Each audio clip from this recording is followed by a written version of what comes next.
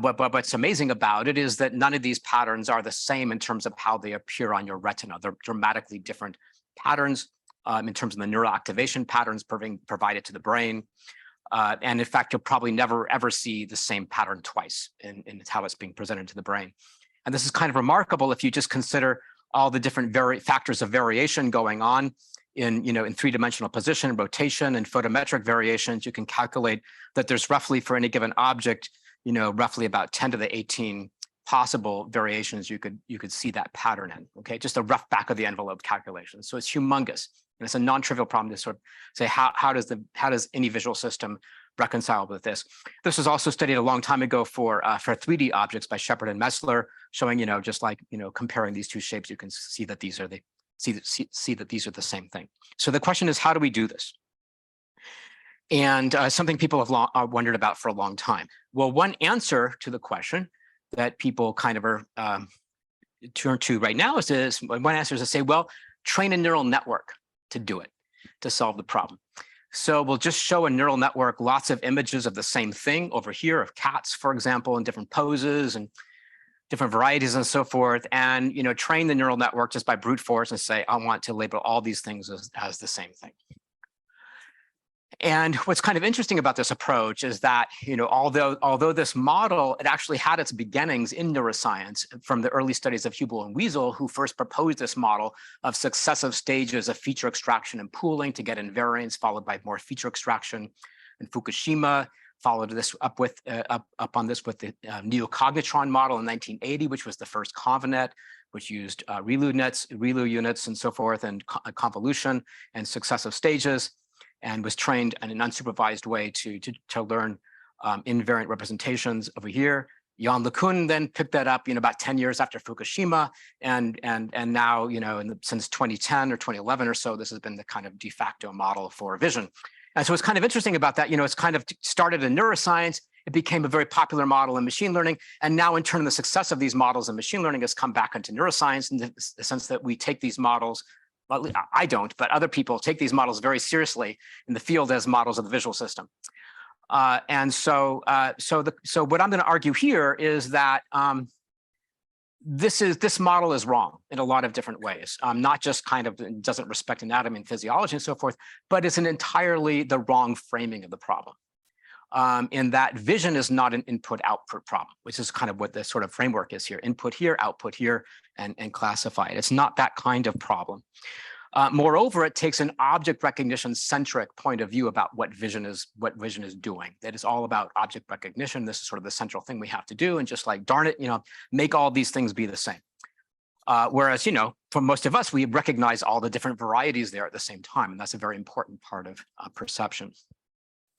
And yet another, I think, disturbing fact is that these models actually don't work very well, despite all the sort of hype and press you constantly hear about them.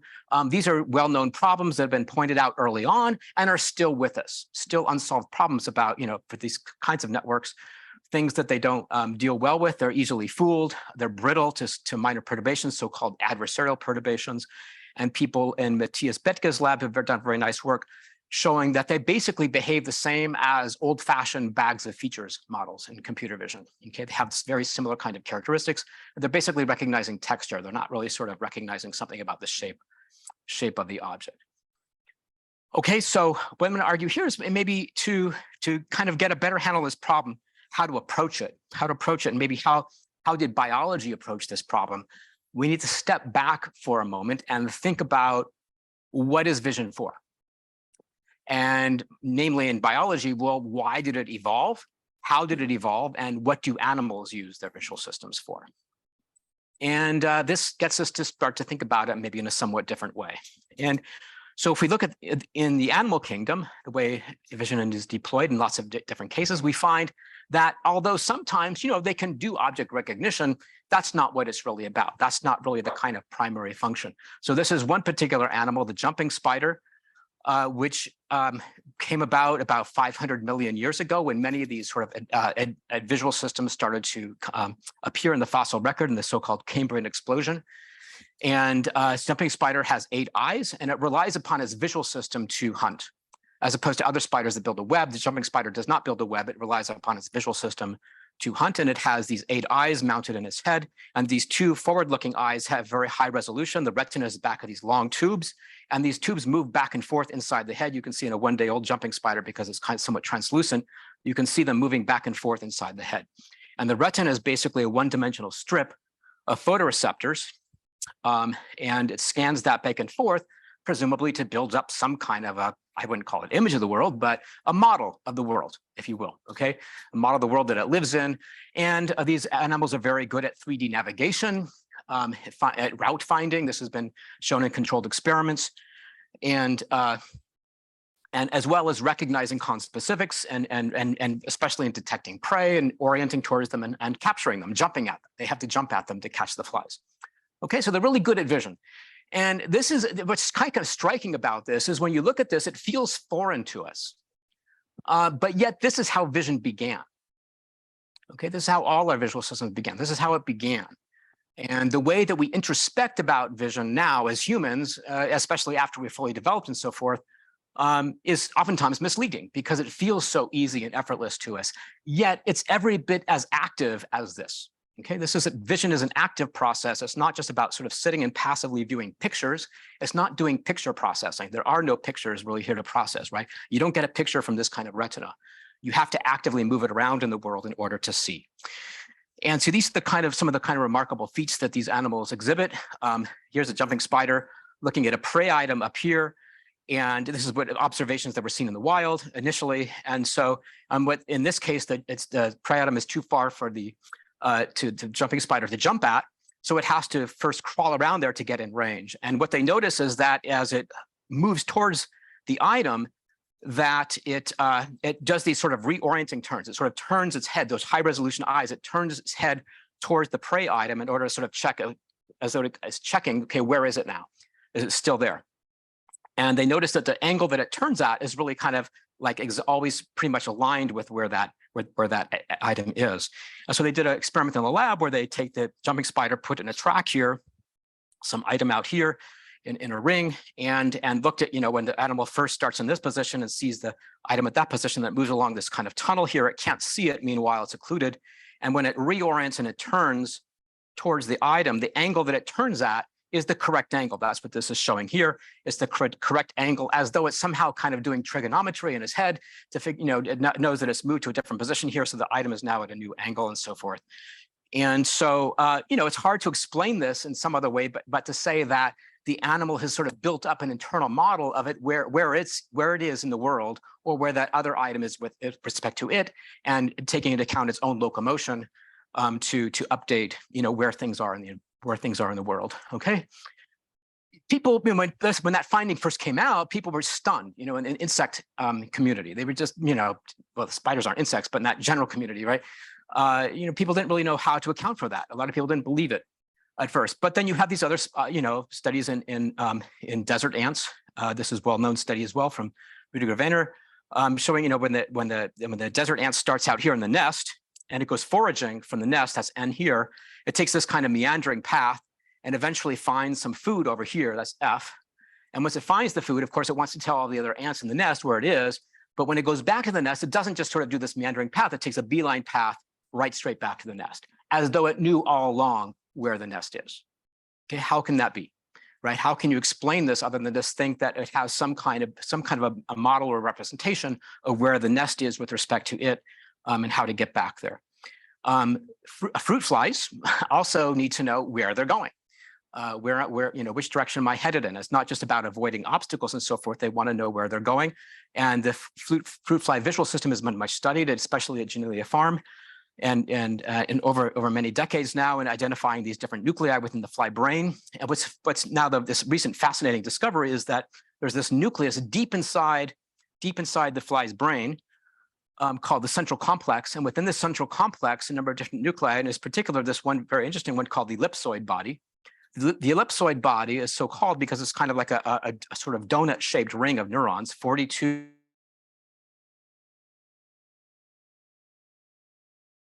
in this nucleus.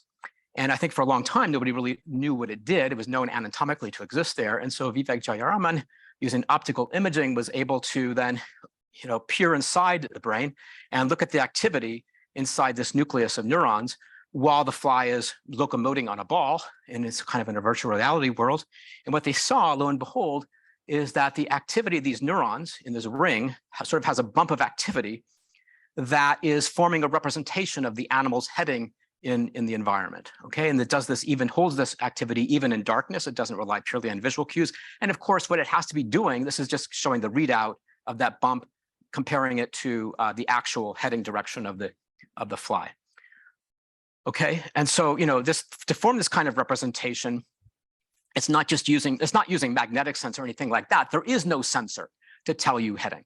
It has to combine lots of different sensory information, you know, including vision, vestibular, or it has other kind of vestibular like apparatuses, motor information, and so forth, presumably to build up this kind of representation. So here we are peering inside the fly's brain and seeing direct evidence of this kind of mental representation, sort of forming a model of the world of where I'm heading and so forth in it. Okay, so what I'm getting at here is that these animals all have to be able to do some kind of geometric reasoning about the world. This is fundamental to living in a three-dimensional world and a physical world, and trying to survive an environment is understanding where you are, where am I going, where is home, where is the prey with respect to me, and all these kinds of things. Okay, it all involves computing on geometry and geometric representations. This is really fundamental part of what the system is doing. So what about in our brains? Do we have rings of neurons in our brains? Well, we don't know. I would guess that we probably do, but we have rings of bone. Okay, we have rings of bone in the vestibular apparatus. So the semicircular canals form these three orthogonal planes, which is exactly matched to the SO3 class of rotation matrices. Okay, so basically exactly the sensor configuration you would expect for sensing three-dimensional rotation. So, you know, this is quite a remarkable testament. Evolution had to build this, okay, apparatus. And so it's saying, look, it's important to do this in a geometrically correct way. And presumably we have neural information processing going on downstream, which is trying to model and capture these kind of SO3 transformations. And maybe just one sort of like suggestion of that is, if you look at stimuli like this, the structure for motion stimuli, these just look like a lot of random dots that appear kind of formless, but once they move, we see that they're attached to the facets of a cube, and as it rocks back and forth, you get a very vivid sense not only of the shape of the object, but the axis of rotation. Okay, it's a very vivid sense of some particular kind of 3D axis of rotation and the shape. So this is remarkable because you're doing this, you're factorizing this just from the dots moving around on the screen. Okay, there is no overt stimulus telling you that things are rotating in 3 dimensions. That's something that your brain is inferring. And just to give you kind of one comparison here, we're just going to take the same dots as that previous figure and just move them around. Reposition them randomly. So it's the exact same motion, but just in different scrambled positions, and you don't see that at all. Okay, but that's the puzzle basically that your brain has to solve. Whoops. Okay, I was trying to go back to this one. That's the puzzle that your brain basically has to solve to do this. Okay. All right, so the case that I'm trying to build here is going back to our problem. How do we recognize all these things as being the same? Is that this ability evolved from our ability a long time ago, not just humans, but many animals' ability to geometrically reason about the world. Okay, that we have somehow computations that we've built up over time to be able to do these kinds of geometric reason, mainly about navigation, perhaps, and things like that. And now once you have this machinery, you can co-opt it and use it for other things like, applying transformations to these different objects to understand not only that they're all the same, but to understand the transformation between these two things. The way these two things are related is that there's a size transformation and a rotation applied to it to get from here to here, okay? And so given that transformations are important, the question then arises, well, how do we compute transformations neurally? How does the brain do it? Or how would you do it in general, like in a machine learning system? If you were building kind of a neural network model, how would you do it? And this is something that other people have also asked for a long time.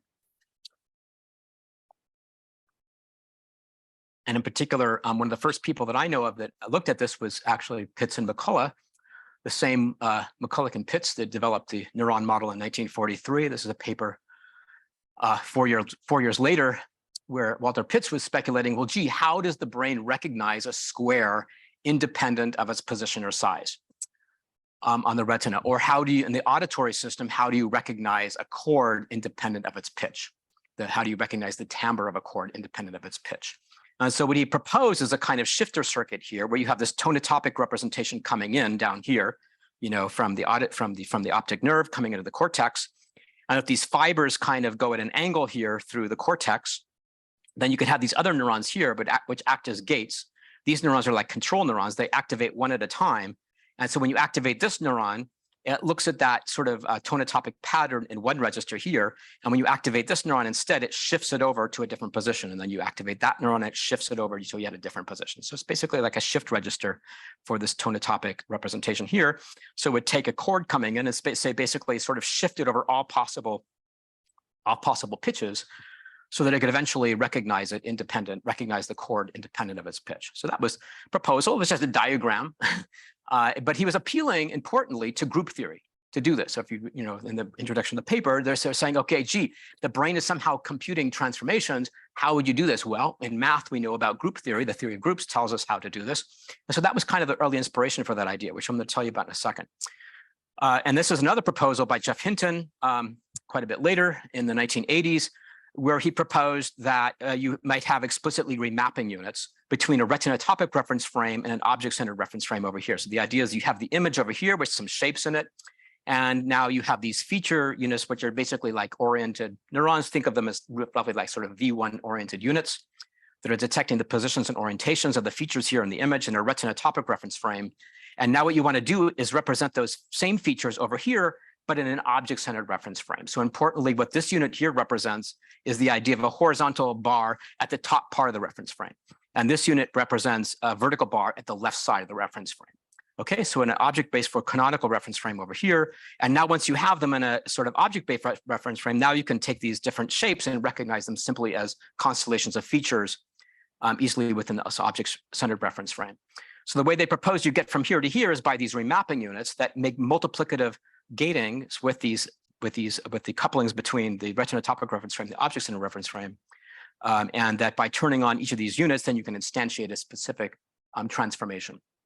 So again, another model that makes very explicit the transformation. Okay, a stark contrast to the models we have today, which do not do that, right? They just sort of ignore the transformation and say, well, I'm just going to train the neural network to do it. Damn it, figure it out.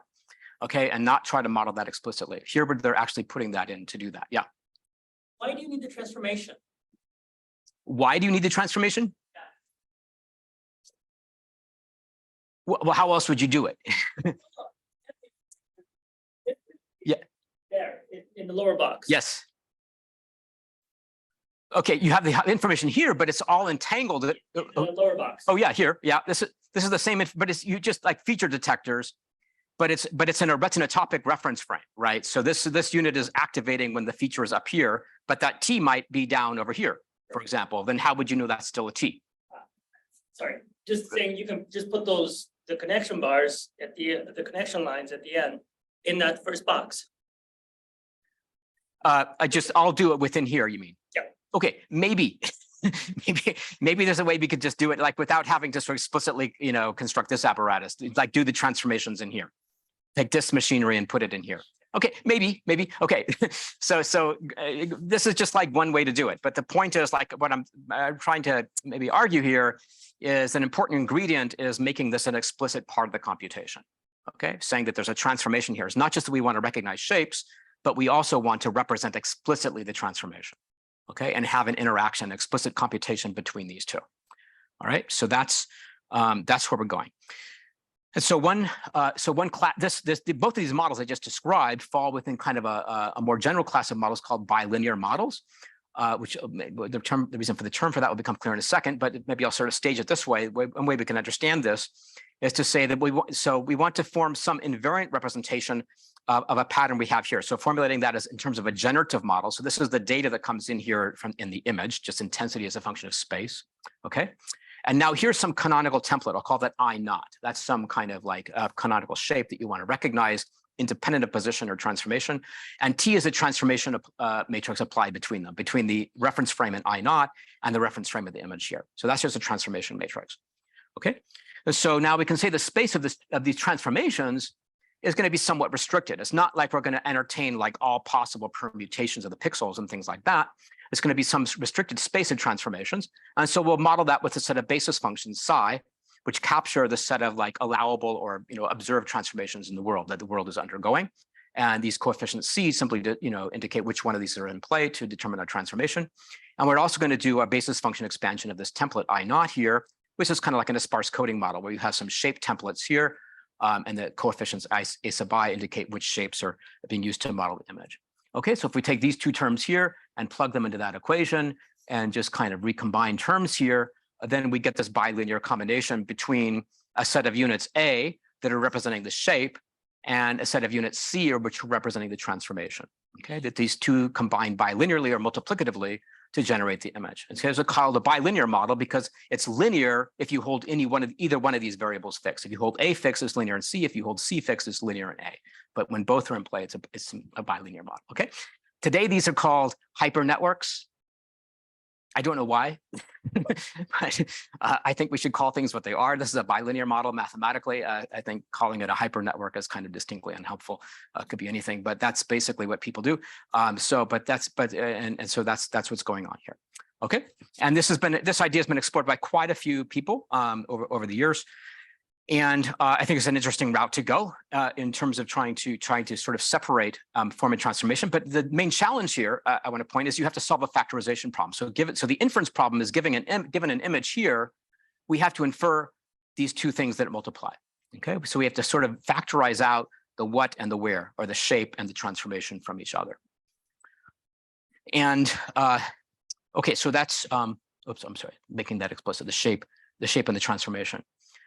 From a neurobiological point of view, a lot of people kind of look at this model and say, "Well, gee, that doesn't look like a neuron model to me, something that does that bilinear model." And I'll just remind you that from the neuroscience point of view, if there's one thing we've learned since Rosenblatt in the late 1950s, it's that real neurons in the brain do not do this, right? So this is a perceptron model. You take away the sum of inputs and you threshold it, and that's the basis of almost everything in deep learning.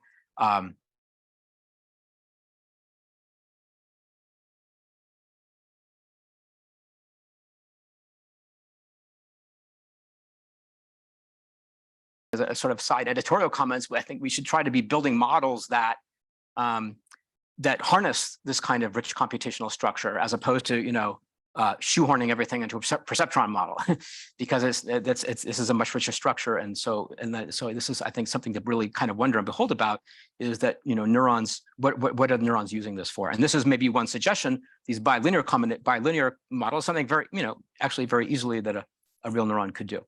Okay. So that's one approach, but then the approach I'm going to kind of dive a little deeper into right now is based on using Lie groups. Okay, so notice in those models I just discussed with doing remapping or in bilinear models, we would have to have like a different neuron for each transformation. So if something was like rotated, to 10 degrees and shifted up into the upper right hand corner, and then done at this different size and so forth, we would have to have a different neuron for each of these different transformations. And so that becomes kind of unwieldy. It can explode on you. It's one of the reasons I think that Jeff Hinton abandoned that approach a long time ago. And it's not intractable, I would say, but it's a little kind of, you scratch your head and you said, gosh, isn't there kind of a more efficient way to deal with this? And so if you talk to people in math and physics, they'd say, well, if you're doing transformations, you should be doing this, right? So this space of matrices that are doing the transformations, again, I naught is our kind of canonical reference frame, and then this is your observed image. And so you're saying that your observed image is some transformation of this canonical shape here. You're going to apply this transformation matrix. The space of these matrices that compute these transformations is a certain group. It's a Lie group described by, well, this guy, Mr. Lie, or Sophus Lie, a long time ago, okay? They're often mispronounced. I initially mispronounced them as Lie groups, which they're not, okay? So Lie groups, okay?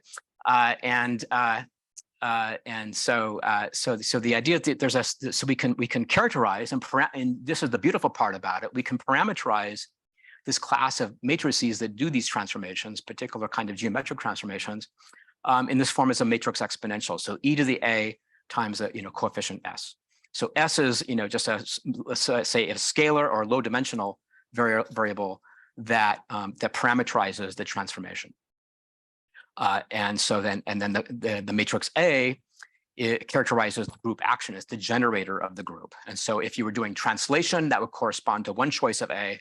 And if you were doing rotation or scaling, those would correspond to other choices of A. And so here in the stuff I'm going to be telling you about, we're just going to be concerned with two-dimensional transformations, but you can extend this to three dimensions. In fact, Chris Rozelle and student Marissa Connor have done this recently and have some really nice work on how you can learn 3D transformations from 2D projections using a very similar kind of approach.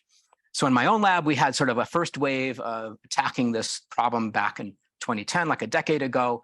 And now there's been a resurgence of interest in the lab from other folks, from Christian and Sophia, who I told you about, and re-exploring how you can do this. Okay, so here we're sort of looking at, can you learn this, right? So just given, can you learn these structures in an unsupervised way from data? So if I just show you a bunch of data about the world, observations from the world of shapes in different positions and so forth, can you learn the shapes contained in the data? And can you learn the generator of the group action contained in that data? Okay, without any other kinds of hints or supervision of what's going on. Is it possible to do that? And this is in these two particular works. One is what we call Lie Group Sparse Coding, which is combining learning Lie groups with sparse coding, which was led by a very talented undergrad at the time in the lab, Hoyan Chao, who's now at Columbia in their neuroscience program, Yubei Chen, who's on his way to UC Davis in faculty position, and Frank Chi, who's grad student in statistics, who's soon to graduate. And then this other work on bispectral neural networks using the bispectrum, which is another sort of a group theoretic construct that Sophia Sanborn has been leading together with Christian Shoemake and Chris Hillar. Okay, so here's the first problem here on the top here with the Hoyan Chao and Yubei and Frank Chi attack, which is I thought, okay, I'm sorry, I skipped over. Okay, here's the problem is that let's say, so if you look at the mnist data set, which is kind of like the training wheels for any kind of learning algorithm these days. What's interesting about the mnist data set is that there's all these different style variations. Okay, so the mnist challenge problem focuses on the shape, right? So given this digit here, we want you to recognize it as a 5, and that's all that thing cares about. But as you can see, there's definitely another thing going on here, is that for any one of these pattern classes going this way, there's all these different style variations going this way. Okay, and this is something you're very aware of when you look. So if I just sort of handed you all this data, right? So each of these digits, it lives within a 28 by 20 pixel image, 700 and something, so many pixels, I forget how many. So they're just sort of vectors in this high dimensional space that I'm going to hand you. And the question is, can you figure it out? What's going on here? What's going on is that there's a set of 10 different shapes, and there's a set of style transformations being applied to them. And so that's the challenge. And so if you just applied the sparse coding problem to that with a very small dictionary, so pick a dictionary size of 10. So phi is our shape dictionary. The columns of phi are the different templates that are going to be learned. And then alpha is the coefficients you're just 10. It's a 10-dimensional vector, which says which of those 10 shapes is being used. So if you just train this model alone on that data, then this is what it learns. It learns kind of blurry versions of each of these digits. It's kind of shoehorning any of these different varieties of 3 into this one canonical 3, for example. Okay, so you can see this here. You have like a sort of different style of 2, and this is the template you have for 2. So it says, well, I'm just going to sort of coerce it to the nearest thing here that I have for that. The 5, it sort of struggles to get that right. It struggles to get this slanted 8 right. It doesn't really have a template for that. So it has to sort of awkwardly combine some of these together. Okay, so you can see what's happening here is that the model simply doesn't have enough degrees of freedom to describe these variations in the data. It's more than just 10 shapes going on. There's all these different varieties. So how are we going to do that? So let's give the model some extra degrees of freedom a transformation matrix to describe the data. So so we're still going to handcuff it here and force it to describe it in terms of 10 different templates, a dictionary size of 10. But we're now going to give it this transformation matrix with just 2 degrees of freedom in S. So S is just a 2-dimensional variable for the Lie group here that it's going to learn, and see if it can do a better job. And so this is the parameterization here in terms of a matrix exponential. But importantly, what's interesting about these matrix exponentials is that they very mathematically elegant way of expressing it, but it hides a lot of complexity, right? So when you type, exp of A times S, that doesn't simply mean exponentiate each of the elements of A, right? It's a much more complicated beast of a computation going on in there. And so if you can imagine doing gradient descent through that operation, it can be quite unwieldy. And so we can reduce the complexity on that quite a bit by diagonalizing A. So if we diagonalize that matrix A, and then now sigma is a diagonal matrix in the exponent, which means that basically this is just now a diagonal matrix. Okay, so if we exponentiate a diagonal matrix, then it is indeed just the element-wise exponentiation of each of the elements along the diagonal. So that's what's happening in R. So R, it turns out we express that, and so if we just do this, normally this would be a complex matrix and complex matrices here, but we can just expand it out and have twice as many dimensions. So this is all real valued here. But W is forced to be an orthonormal matrix, and then R is a 2x2 block diagonal. It's a block diagonal matrix. Block diagonal matrix where each of the blocks is 2x2 on the diagonal. Okay. W does not depend on S. I'm sorry. So W does not. W does not. That's right. So W is a transformation that just diagonalizes thing, but W is what we want to learn. Okay. So what we're saying is instead of learning A, and here in the exponent, we're going to learn W. Okay, and then this block diagonal matrix, that's going to be fixed in its structure just from the math, but it's going to be these 2x2s are like skew symmetric matrices, and that amounts to just giving you sines and cosines here in these 2x2 blocks in R, and they're all controlled by just a 2-dimensional S. So there's 2 degrees of freedom in S, which controls what all these sines and cosines are doing along the diagonal. Okay, so at the end of the day, the generative model we're left with is shown down here. So we're going to model the image that I hand you as a transformation, that's this part here, applied to some shape templates. And so your job in learning is to learn the shapes and learn the appropriate W for modeling these transformations. And then once you do that, then you have also a factorization problem, right? So even if you know W and phi, now your inference problem is given an observation here, infer the S, the 2-dimensional S, and the 10-dimensional alpha that correctly models that image. Okay, so we have to solve a Bayesian inference problem to basically infer S and alpha. And so the way we approach this is using expectation maximization, both for learning and the inference. And so that's just being shown here is that, we're doing a map estimate over the coefficients alpha, and then averaging over the posterior and that 2-dimensional S variable to compute the gradients for W. So theta just stands for the parameters of the model, which is W and phi, and then the inference part is given W and phi to figure out the most probable explanation of the shape template alpha, and then a posterior distribution over the shape transformation S, the parameters S. Okay, so just to kind of like as a training wheels here, just to make sure we're doing the right thing, we can train on data where we know the correct answer. So take 10 template images from mnist, not all the varieties, but just take one particular 6 and then shift it to all the different positions with sort of circular boundary conditions and so forth. So if you give it this kind of data, then what it should learn is these 10 different shape templates and the appropriate W for shift. If you give it these, which are basically rotation and scale variations, then it should learn the same 10 templates, but then the appropriate W for rotation and scaling. Okay, so this is what it does. Here's for the 2D translation data set, the 10 templates that it learns, which are spot on what's there in the data. And this is the W matrix, which Liz learned, which is exactly the Fourier transform, which should make sense if you're familiar with the Fourier shift theorem right? Because if you shift something, then what that does is it shifts all the phases. It's an element-wise operation in the phase. That's what diagonalizes the shift operation is the Fourier transform. Okay, so the Fourier transform is the appropriate domain to be in if we want to model shift in terms of just two parameters. And so that's what it's done. So we didn't tell it to do the Fourier transform. We just showed it a bunch of mnist digits in different positions. And we said, describe these with these 2 degrees of freedom.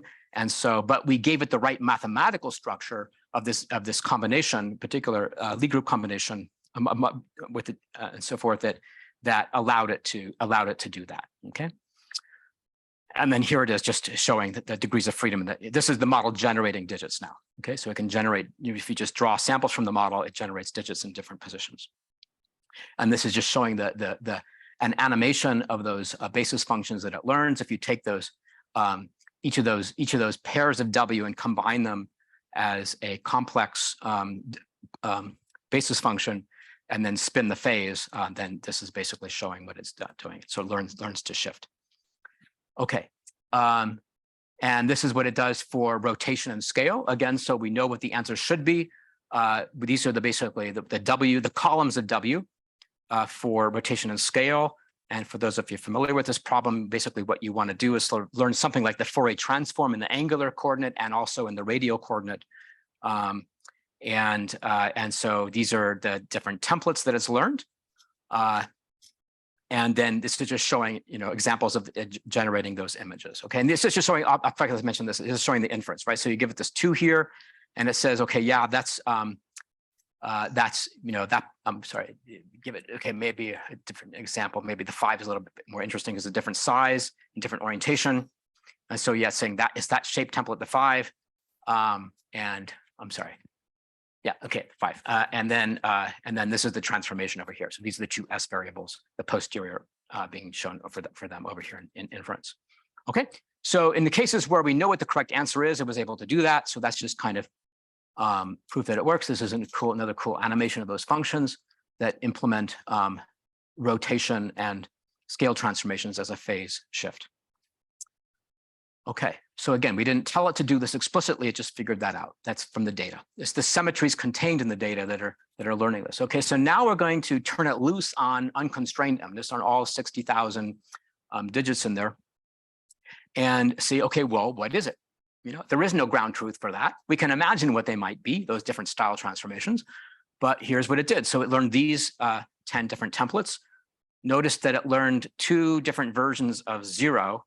And there's no 1 because what it does, this is the model generating stuff. It models 1 as taking a 0 and simply squeezing it, okay? So it's sort of like using those degrees of freedom in other ways. And so basically one of the axes of variation learned this kind of horizontal stretching operation. That's what this is doing here. And one of the other S variables learned this kind of shearing transformation, okay?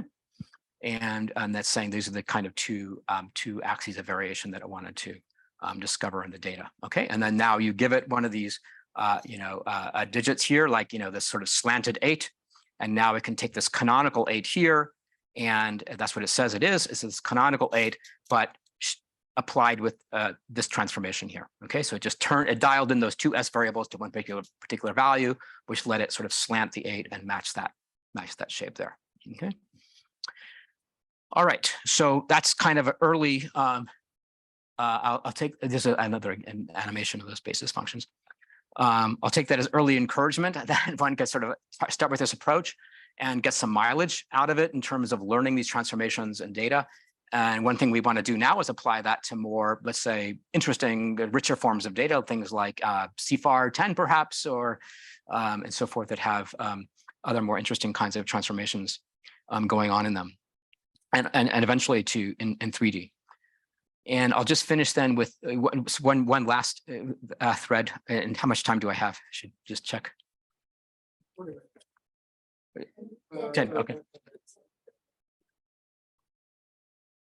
All right, so which is the bispectrum. How many of you are familiar with the bispectrum?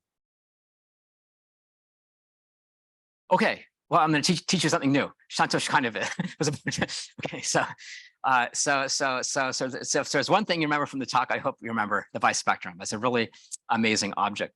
So probably the easiest way to start out by describing the bispectrum is in terms of the power spectrum that you're all familiar with. So that starts with the Fourier transform. So if you have a function of x, f of x, and you compute its Fourier transform, that's over here. We'll denote that f tilde, which is a function of omega, the frequency, and the power spectrum is simply the complex modulus squared of the Fourier transform.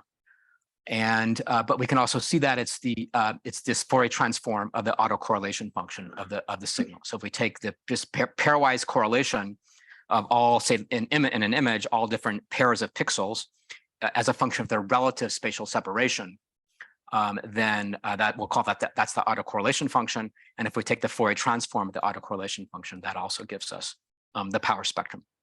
Okay, what is the bispectrum? The bispectrum is the Fourier transform of the 3-point autocorrelation function. So rather than just taking 2 points in the relative spatial separation of the signal, I'm going to take 3 points in the signal and their relative spatial separation. So now I have two variables for the relative spatial separation, say delta x1 and delta x2, let's call them. And I just average that over all different positions. And that is the bispectrum. And so we get the bispectrum, interestingly, just from the Fourier transform again. So it's a function of 2 frequency variables, but it's using all these different terms in the Fourier transform, just all pairs of frequencies, combining all pairs of frequencies multiplicatively, and then in addition, multiplying by the complex conjugate of the sum of those frequencies. Okay, so the bispectrum just it multiplies 3 terms in the Fourier transform, but it's a function of just two frequencies. Okay, and then you can keep on going here. You can, and the general class of all these is they're called polyspectra. So we can keep on going up to the trispectrum and so forth. And interestingly, I think I've heard that people use the bispectrum in EEG, and I'm not sure exactly what for. It turns out to be an important, useful tool there. But here I'm going to show you it's a very useful tool for forming an invariant representation, a complete invariant representation of an image. Okay. So how does it do that? Well, just to reintroduce you to the Fourier shift theorem, if I take a function and shift it by delta x, then in terms of the Fourier domain, that just turns into an element-wise operation in the terms of the phases. So we take our Fourier transform and multiply it element-wise by a complex phasor, where the phases are just simply omega times delta x. Okay, so it's entirely given by this variable delta x. That's like the variable s before in that Lie group operation I talked about. Okay, so what it's doing here in the Fourier domain, if we plot the phase as a function of frequency, it's introducing a phase shift where the amount of phase shift is simply proportional to the frequency. At higher frequencies, you're shifting phase by a higher amount. Okay, so what does the power spectrum do? The power spectrum is invariant to shift. And well, how does it do that? Well, because it's completely dropping the phase. When you multiply the Fourier transform by complex conjugate, it cancels out the phase completely. So if you shift the signal over here by a phase shift, then you're just left with the same power spectrum. Okay, so it's invariant to shift, but excessively so. So this is something that people tried a long time ago. So Dimitri Saltos and other people using optical imaging, they said, yeah, okay, this is great with the Fourier transform. It's kind of invariant to shift, so let's do that. But of course, it doesn't work because it has the same problems that those neural networks have. It's excessively invariant. Okay, you can show it lots of different other patterns that aren't the one you want to recognize, and it sees those as the same thing.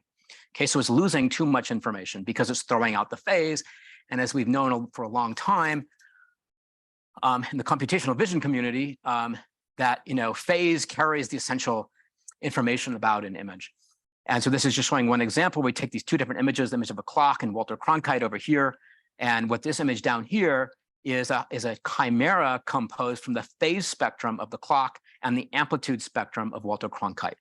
Okay, so the image looks like whatever it's the phase spectrum of. But here was the exact opposite. It's the phase spectrum of Walter Cronkite and the amplitude spectrum of the clock.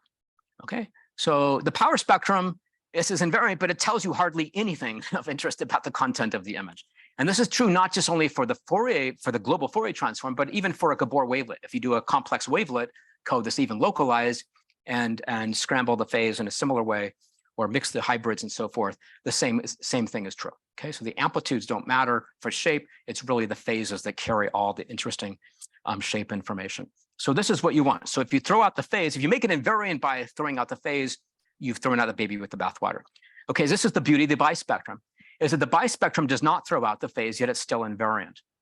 Okay, so the bispectrum is complex. It has this, what it's doing is basically computing relative phase here. So the phase that it has is comparison of the phase at a frequency 1 and the phase at frequency 2. And so if you end up shifting the pattern here, what cancels then is the absolute phase. Okay, so when you take a pattern and shift it, the absolute phase of the pattern will shift, but the relative phases are all still intact. And the bispectrum preserves those relative phases while canceling out just the phase shift due to a shift in the image. And the way that it does that is by looking at the phase shift from the predicted phase shift from these two frequencies here. Let's say that makes a prediction of what the phase shift would be for these sum of frequencies. And since this is a complex conjugate, it's essentially dividing that out. Okay, and so this is the interesting thing about the bispectrum, is that as compared to that previous example I showed with the mnist digits, that model is factorizing, it's solving that factorization problem explicitly into shape and transformation. Here, in terms of group theory, the terminology they use for it is that it's quotienting out the transformation. Okay, it's giving you a complete invariant and just simply removing the effect of the transformation, but it's a complete and unique invariant. So let me just go back to this picture here. Okay, so the cool thing that other people have shown, so Cacarella has a theorem showing that this preservation, the way it's preserving the relative phase here, makes it a unique invariant. In other words, if you take a particular pattern and compute its bispectrum, then it will only be invariant to shifts of that pattern and nothing else. If you show it a different pattern, then you can't fool it. It's impossible to fool. The only thing that will fool it are the group actions that you're using as part of this transform. And so if it's the traditional bispectrum using the Fourier transform, then it's the group action is translation. And so the question we had here in this work is, can we learn the group underlying the bispectrum? So let's say if I show you things that are rotated and scaled, can you learn the appropriate group, the appropriate W matrix that I showed you before to compute the bispectrum to make it invariant to rotation? And the answer is yes. And so the way we do that is by, again, just showing it data here. But now we're going to give it just a sort of loose kind of supervision, which is to tell it which things are the same, and not even which things are different, right? So it's similar to contrastive learning, except we're not telling which things are different. We're just showing it examples of things that are the same. Okay, no labels, just saying these are the same thing. And so the way the neural network is composed is, again, we're sort of giving it the structure of the bispectrum, but not the group. So that it has to learn this matrix W. So it has to learn an orthonormal matrix W here in the first layer. And in the second layer, it computes these triple products of the bispectrum. So that we're giving, that structure we're giving the network. I think there might be a way we could actually learn that, but for now we're giving it that structure where it's computing these triple products in the right way. But now the question is, given that you give it that structure, could it learn the group for the bispectrum? So this is just showing the structure of that for the triple products, that if it's taking the terms, for the weights Wi and Wj, and then it's computing the product there with another one, which is computed by Wi Hadamard Wj. So this is just the element-wise product of those two weight vectors conjugate, and then multiplies these three together, and that forms the output over there. Okay, and so this is the objective function used for learning, composed of two terms. One says be invariant. So if I show you two patterns, xi and xrj, which I claim are the same thing, then make them the same in that beta space. And but then learn a W that's information preserving. And it has to be it's forcing W to be orthonormal, and that's it. Okay, so that's the only form of, so we call that an orbit separation loss, be invariant and be complete or orthonormal. Okay, and so short story is, if you train it on things that are shifting, again, it learns the Fourier transform. So it's the only hint it was given here is to make these things the same under shift. And if you train it on things that are rotated and scaled, it learns the appropriate group for implementing those transformations. And then this is just the proof that that it is impossible to fool. This is our model over here on the right. So we're doing adversarial perturbations. So we take, for example, this is the target, And then down here, we're going to say, hold on, did I get that right? Okay, so looks the same, but I should do it as a different example. Okay, so this one up here, we're going to make that the target. So it's allowed to do anything it wants in the pixel space to try to make the network, fool the network into thinking that it's seeing that shape. And what it does is it comes up with that. Okay, so we'll be fooled by anything up to a rotation in this case, because that's the group that it learned, but nothing else. Whereas you can see for these two other networks, well, this one over here is a complete disaster, right? You can very easily fool it with 100% confidence, very high confidence, just with garbage. And here, it's doing something very creative, but it's not quite getting the structure. Okay, so what's the point of all this? What we're trying to do here is sort of come back and examine this problem of invariance. Maybe I would say from first principles, but in terms of like more ecological framework, thinking about, well, how did vision evolve?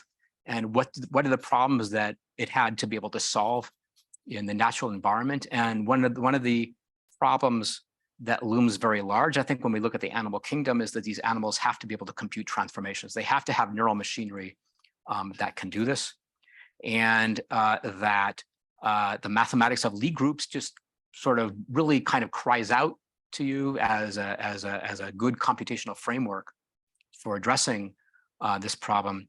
And so what I'm suggesting this is basically as a kind of computational primitive that we could think about incorporating into deep learning or other forms of learning in our neural networks, and thinking about, well, how do brains implement these kinds of operations? And this is, so a direction that we're pursuing in the lab.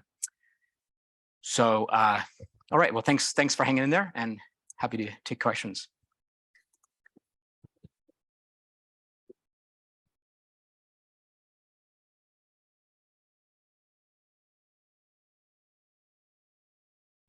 You didn't do both like rotation and translation. Yes. Is that because it's like a non-abelian group? That's correct. Yes. This is one of the, yeah. So there's like pluses and minuses to this approach, right? The beauty is the mathematical structure, but the mathematical structure comes with kind of handcuffs of things that it will and won't let you do. So the kinds of Lie groups that we were applying here are these so-called CCC groups, which are compact, closed, and commutative. And I think the way to look at that is as a starting point. And so what we're interested in now is expanding that, maybe sort of doing away with commutativity or doing away with closure and things like that. And those might be too restrictive. Actually, what these guys did is they tried that anyways. They said, well, I know the math doesn't allow us to do that. Let's just try translation and rotation and see what it does. And it turns out it kind of works over a little bit, over a limited range. It's doing the right thing. If you keep on going, it starts to break up and not do it. And so they're sort of yelling at you and saying, no, I don't want to do that.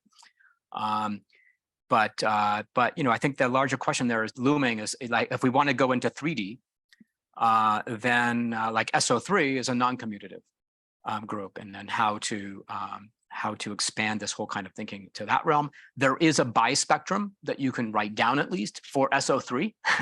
So that's kind of intriguing. Maybe is there kind of this transformation that can quotient out 3D transformations, and is that maybe give us a theory for how we recognize 3D shape independent of pose?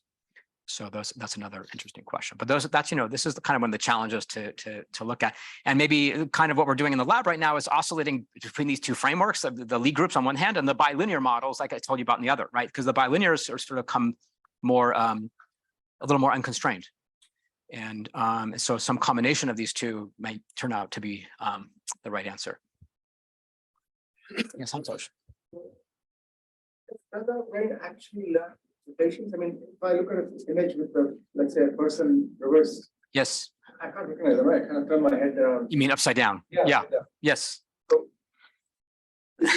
outside is too rigid, and in some sense it's doing too much. Well, okay. So this has been a long-standing debate in psychology, perceptual psychology, is, to what extent do we recognize faces upside down?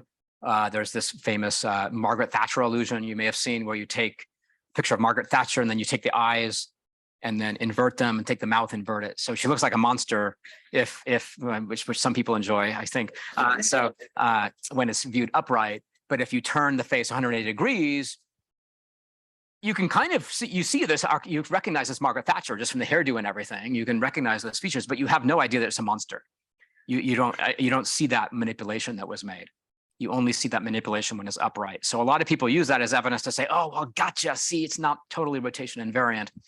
And I tend to view the cup as half full as opposed to, half empty. And so, I mean, there's lots of questions there, because there's clearly an extent to which you know it's a face. And, well, how much practice with training could you eventually do that? And we know there's these remarkable adaptations that take place with prism goggles, right? So you can wear these prism goggles, which completely invert the world for you. So much so that when you first put these goggles on, you cannot stand up because all your cues are off. Up is down, down is up, everything's moving in the wrong way. And so if you try to stand up, you just fall on the floor. And it takes a few days after wearing these prism goggles to move around the world. And eventually you can walk, you can ride a bike, even, after maybe a week or so wearing them. This is well documented. And then when you take off the goggles, you have to relearn the world again. So here's the question, I don't know if anybody's done this, but I take a person who wore prism goggles. Well, that whole time they're looking at faces upside down, right? Eventually I presume they get to recognize their friends and so forth. So they may, have to do that. So there's definitely a bias to upright, right? But, the question is it just a bias, or is it a fundamental inability to do that transformation? The learning that you're doing could be happening during lifetime. It doesn't have to be evolution has given you this. Absolutely. Yeah. It's really it's an adaptation. I mean, I think that's what we're sort of getting at here. So if the world only shows you things that are kind of moderately rotated, like 30 degrees, well, there's no point in learning that. So yeah, I mean, but still you'd want to do this, right? So that's really sort of key of how, and the reason for making it adaptive, right? And learning the machinery for that. Yeah.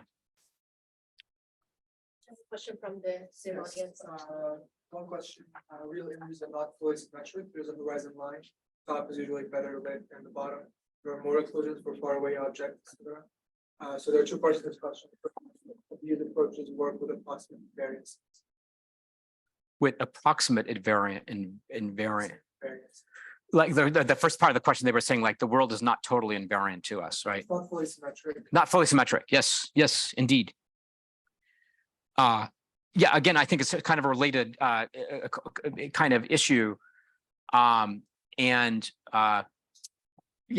so the pure math view would say make it fully symmetric, right, and try to sort of bring everything into a canonical reference frame. But I think there's going to be a limit to how much you really need to do that. But again, I would say, yeah, there's clear, like with face recognition, you can recognize faces in the periphery and other objects as long as you make them big enough. If you scale it up, if you scale up the object so that it consumes the same number of retinal ganglion cells in the retina, then you can recognize things.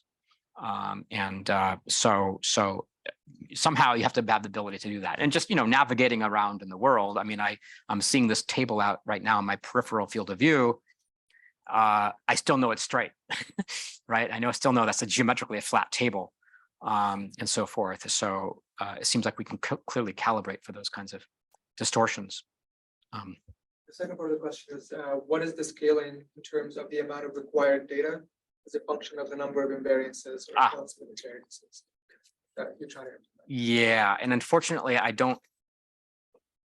Okay, yeah, this is one of the other big points I think I would want to make, and I don't have the numbers with me, but the conventional way of dealing with these issues in traditional like convolutional deep learning approach would be to use just lots of data augmentation.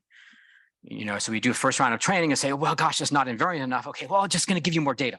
I'll just give you more data with all these things and more poses and so forth. And now, that helps a little bit, but it's like playing whack-a-mole because there's always going to be something left you didn't include in your data augmentation, and it's not going to generalize. So I'd say, what we're bringing to the table here is something which from a moderate amount of training data can learn the rule, right? The transformation is the rule about how the world is behaving. And once you've learned the rule, you can apply it to anything. And this is these examples I just showed here. Whoops. with these digits rotating. These weren't trained, this network was not trained on digits. It was actually trained on natural images rotating. Okay, and it's never seen this digits before in its life. Okay, so it learned from just natural images rotating, it learned the concept, the rule of rotation, and now it can apply that to anything, and it's still totally robust. Okay, so we would expect vastly lower sample complexity during training. I wish I had the numbers, but I think that's part of what the analysis. But this gives the feeling for it here, right? Is that if you can learn the rule, that's going to vastly lower your sampling complexity. Just to tack onto that, you'd want to learn like the entire orbit on something which is like a small or an easier set of data. Yes, be able to apply it. that's exactly right. Or vice versa. If I just train you on mnist doing these transformations, then I show you the natural world. You should be able to get it, extrapolate to the natural world. You may not understand the patterns in the natural world, right? You're going to maybe have to sort of learn those patterns, faces or whatever they are, right? But at least you don't have to relearn rotation. It's like, oh, I've never seen a faces rotated before. Well, I have to learn that all over again, right? Is your W matrix not at all, but wouldn't the type of data that you see during training also be affected? Like, wouldn't it affect your representations? Conceivably, if it was way too little, right, then there wouldn't be enough data to know the difference between the shape and the transformation. So you have to have enough examples that that you can sort of see the varieties, the symmetries there in the data to sort of clearly separate the W from the phi, to know which is which. So there has to be enough just to do that. And again, I wish so Sophia and Christian could probably give the numbers behind that. But yeah, definitely. There's another way to think about it is like there's a manifold there, right? When you in the data, when you take one of those shapes and rotate it, and I show you a whole data set of all these this one particular shape rotated, what that's doing in the data space is it's tracing out a curve. Okay, so it's lying on a low dimensional manifold. And an easy way to learn these manifolds, I mean, if we're sort of starving it here in a sense, because if I could just show you movies or videos, then you would see, those manifolds as trajectories. You would see them as curved trajectories in the space. Here, we're just showing static images. So you have to sort of have enough static snapshots along the manifold that you can sort of see, okay, yeah, that's a manifold, right? This is an E to the AS, right? If I only give you 3 points, well, then you wouldn't know. Are there 3 different patterns, or is that one E to the AS connecting them? Yeah, that's kind of the challenge there. Quick question from the Zoom audience. One issue with learning rules is there can be many rules. And what I'm trying to understand is whether the data requirements scale linearly with the number of rules as the number of generators or exponentially as the number of various generated products. Could you say the first part of the question again? One issue with learning rules is that there can be many rules, and what they're trying to understand is whether the data requirements scale linearly with the number of rules or exponentially. Wait, the rule, learning rules or the rules of the world? I mean, let's see. I think we're trying to. So you think that learning rules of the world, yeah. Rules of the world. Rules of the world. Yeah. Okay. Yeah. Great question. I don't know. Obviously, there is some scaling there because here I'm just putting in transformations in shape, and there are other rules, other kinds of transformations that are not geometric, like lighting changes, photometric variations, and occlusions. Well, occlusion is probably not a Lie group thing, but those would require more, putting in more so-called inductive biases, so to speak, into the model, right? As you do so.